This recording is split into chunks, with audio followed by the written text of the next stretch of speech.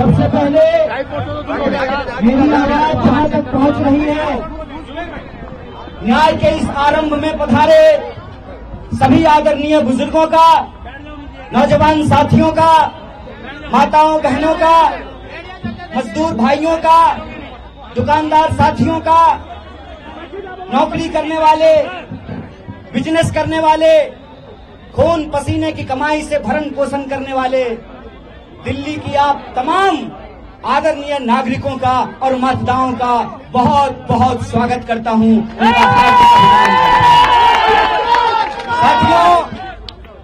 साथियों, सबसे पहले तो मैं आपको दिल की गहराइयों से आप सब जो इस न्याय के आरंभ में शामिल हुए हैं उनको धन्यवाद देते हुए एक आश्वासन देता हूं। जब हम कहते हैं कि ये न्याय का आरंभ है, तो ये आरंभ तब तक अंजाम पर नहीं पहुंचेगा जब तक हम अन्याय को हरा नहीं देते हैं, अन्याय को पराजित नहीं कर देते हैं। इसीलिए आप सबसे मैं कहना चाहता हूं, ये तो बस शुरुआत है। एक नेता है देश में, कहते हैं कि टेलर दिखाएंगे, साहेब हम आपको असली सिनेमा दिखाएंगे, हम आपको असली सिनेमा दिखाएंगे, हम आपको असली सिनेमा दिखाएंगे, क्योंकि मेरा नाम कन्हैया है और भगवान श्री कृष्ण का जन्म जेल में हुआ था। आपने हमको जेल में डाला, आप इस देश के विपक्ष के मुंह पर ताला लगाना चाहते हैं, विपक्ष के नेताओं को जेल में डालना चाहते हैं। जब आपने हमको जेल में डाला था उसी तिहार में, तो वहां से निकल करके हमने इस देश की सत्ता को चुनौती दिया था। हमने कहा था कि जब तक जेल में चना रहेगा आना जाना लगा रहेगा। याद रखिएगा, ये वो देश है कि हम सहते भी हैं और जब पानी सर से ऊपर उड़ जाए तो अपनी पूरी ताकत से उसके खिलाफ लड़ते भी हैं। ये याद रखिएगा कि जब जब इस देश में सत्ता अहंकारी होती है, जब जब इस देश में पाप बढ़ता है, जब जब इस देश में अत्याचार बढ़ता है, तब तब उस अत्याचार के खिलाफ न्याय का एक आरंभ होता है, न्याय की एक लड़ाई की शुरुआत होती है। और एक बात कन्हैया कुमार, आपका फोटो आ गया। और एक बात मैं आप सबसे कहना चाहता हूं कि धर्म का क्या मतलब होता है। धर्म का मतलब होता है निर्बल को शक्ति देना, धर्म का मतलब होता है सत्य के साथ खड़ा होना। कृष्ण जेल में पैदा हुए, चाहते तो सत्ता की तानाशाही के सामने झुक करके मामा कंस के दरबार में अपने लिए एक सीट पक्की कर लेते हैं, लेकिन भगवान प्रभु श्री कृष्ण ने कंस के दरबार में जाना स्वीकार नहीं किया, गोकुल वासियों का गाय चराना स्वीकार किया। इसीलिए आज जब मैं आपके बीच खड़ा हूं, ये इतिहास का एक शानदार संयोग है। इतिहास का शानदार संयोग ये है कि इस देश के प्रधानमंत्री जी ने एक आदरणीय महिला को, मैं हर महिला का दिल से सम्मान करता हूं, देश के प्रधानमंत्री जी ने इस देश की एक आदरणीय महिला के गले में मंगलसूत्र डाला। उस महिला का नाम यशोदा है और मेरा नाम कन्हैया है। ये याद रखिएगा कि इतिहास का संयोग है कि हम गंगा किनारे पैदा हुए, हमारी जन्मभूमि गंगा के किनारे है और आज हमारी कर्मभूमि यमुना का किनारा बन रहा है। और हम किताबों में पढ़ा करते थे कि यह कदम का पेड़ अगर माँ होता यमुना तीरे, मैं भी उस पर बैठ कन्हैया बनता धीरे धीरे। आज आप तमाम लोगों के सामने किसी एक व्यक्ति को सांसद बनाने का सवाल नहीं। आज आप तमाम लोगों के सामने किसी एक व्यक्ति को प्रधानमंत्री बनाने का सवाल नहीं है। आज आप तमाम लोगों के सामने किसी एक गठबंधन का सरकार बनाने का सवाल नहीं है।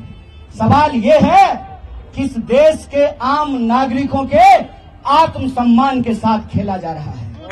वोट की लड़ाई में मुझे कोई दिक्कत नहीं है। वोट की लड़ाई में कोई एक बार सांसद बने, 2 बार सांसद बने कि 10 बार सांसद बने, मुझे इस बात से दिक्कत नहीं है। लेकिन मैं समझता हूं कि जो मौजूदा शाह और तानाशाह हैं, ये सिर्फ आपसे वोट नहीं चाहते हैं, ये चाहते हैं कि दोबारा आपके ऊपर अंग्रेजों की गुलामी थोप दी जाए। ये चाहते हैं कि इस देश में जो संविधान बना, बापू ने जिसके लिए खून बहाया, बापू ने अपनी जान गंवाई, शहीद बापू कहा करते थे, रघुपति राघव राजा राम, पतित पावन सीताराम, ईश्वर अल्लाह तेरो नाम, सबको सन्मति दे भगवान। बापू के उस देश में जब डॉक्टर बाबा साहब भीमराव अंबेडकर ने कहा कि संविधान की व्यवस्था में चाहे हेलीकॉप्टर पर उड़ने वाला इंसान हो या जूता सिलने वाला इंसान हो, सबका वोट बराबर होगा। यह जो संविधान की ताकत है, उस संविधान की ताकत को आप कमजोर कर रहे हैं। एक सवाल मैं आपसे पूछना चाहता हूं, इस देश में सरकार बनाने के लिए 280 सीट काफी है। इस देश में बेरोजगारी समाप्त करने के लिए 280 सीट काफी है। इस देश में महंगाई खत्म करने के लिए 280 सीट काफी है। आप तमाम नागरिक अपने दिल पे हाथ रख करके जरा सोचिएगा कि 400 सीट इनको क्यों चाहिए। ऐसा कौन सा काम है जो ये नहीं किए हैं और करना चाहते हैं? ये कौन सा टेलर की बात कर रहे हैं और ये कौन सा फिल्म हमको दिखाना चाहते हैं? इसके बारे में आप विचार कीजिएगा। इसीलिए आज जब हम आपके बीच आए हैं तो 3 मुख्य बिंदु पे आपको ध्यान देना पड़ेगा। पहला, मैं प्रत्याशी नहीं हूं। नॉर्थ ईस्ट दिल्ली के अंदर जो 24 लाख लोग हैं वो प्रत्याशी हैं, उनको प्रत्याशी बनना पड़ेगा।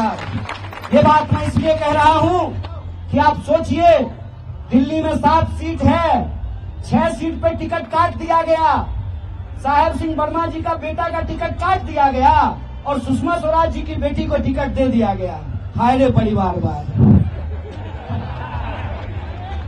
सवाल ये है कि क्या वो 6 सांसद काम नहीं करते थे? अगर काम नहीं करते थे तो उनका टिकट काटा गया, तो इस क्षेत्र के जो सांसद हैं उनको क्यों टिकट दे दिया गया है?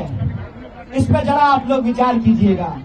और वो विपक्ष को गाली देते हैं, प्रधानमंत्री जी के नाम से वोट मांगते हैं, लेकिन ये नहीं बता पाते हैं कि 10 साल में उन्होंने नॉर्थ ईस्ट दिल्ली की जनता के लिए क्या किया है। आजकल मीडिया वाले लोग यहाँ खड़े हैं, मीडिया वाले कहते हैं कि 14,000 करोड़ का काम किया है। मीडिया में वो बोल रहे हैं। आप लोग बता दीजिए, माननीय सांसद जी का 14,000 करोड़ का काम दिखाई देता है? इसका क्या मतलब है? इसका क्या मतलब है?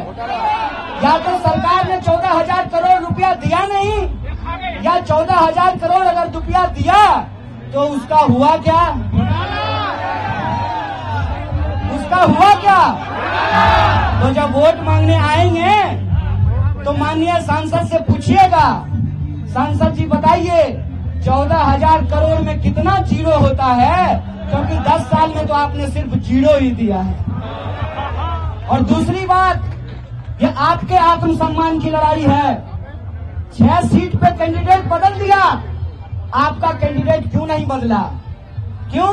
क्योंकि उनको लगता है कि चुनाव के वक्त माननीय सांसद महोदय आएंगे, थोड़ा मनोरंजन करेंगे और वोट लेकर के चले जाएंगे।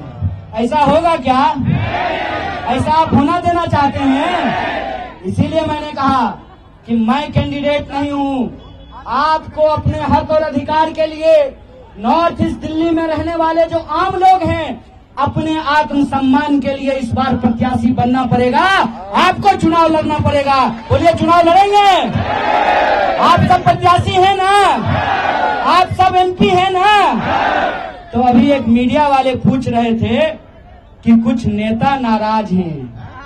नेता नाराज हो जाए तो हो जाए मैडम, जनता नहीं नाराज होना चाहिए।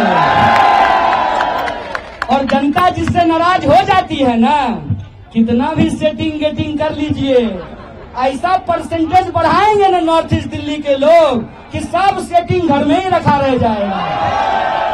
और आखिरी बात ये कि मेरी कहानी और आपकी कहानी बहुत अलग नहीं है।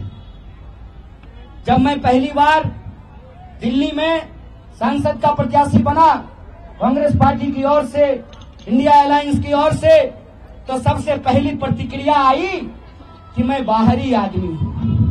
बोलिए, बिहारी आदमी को बाहरी कहना ही कोई नया बात है? बिहारी को तो बाहरी कहते हैं ना जी। लेकिन याद रखिएगा कि बिहारी जिसको आप बाहरी कहते हैं, वो अगर आता नहीं तो आपका रोड नहीं साफ हो पाता, आप टेम्पू पे नहीं चढ़ पाते, आपकी सड़कें नहीं बनती, आपका बिल्डिंग नहीं बनता। और हम खाली मजदूरी नहीं करते हैं, हम गृह मंत्रालय जहां जयशाह के पप्पा बैठते हैं वहां सेक्रेटरी भी बनते हैं। और ये इस देश के संविधान की ताकत है कि एक आंगनबाड़ी का बच्चा भी पीएचडी करके ऑल इंडिया रैंक 1 ला करके अपने नाम में शान से डॉक्टर कन्हैया कुमार लगा सकता है। ये इस देश के संविधान की ताकत है। इसीलिए मैं आप सबसे ये अपील करता हूं, आप जानते हैं कि नॉर्थ ईस्ट दिल्ली में 10 विधानसभा है और हमारे पास कोई साधन संसाधन नहीं है। हमने जो है कोई दवा बनाने वाली बेईमान कंपनी से इलेक्टोरल बॉन्ड से चंदा नहीं लिया है। हमारी तो पार्टी का खाता भी सीज कर दिया गया है और कोई विरासत तो हमारे पास है नहीं। कोई हम गृह मंत्री हैं कि हमारा बेटा बीसीसीआई का सेक्रेटरी बन जाएगा? ना हमारे बाबूजी गृह मंत्री हैं, हमारी माताजी तो आंगनबाड़ी में काम करती हैं।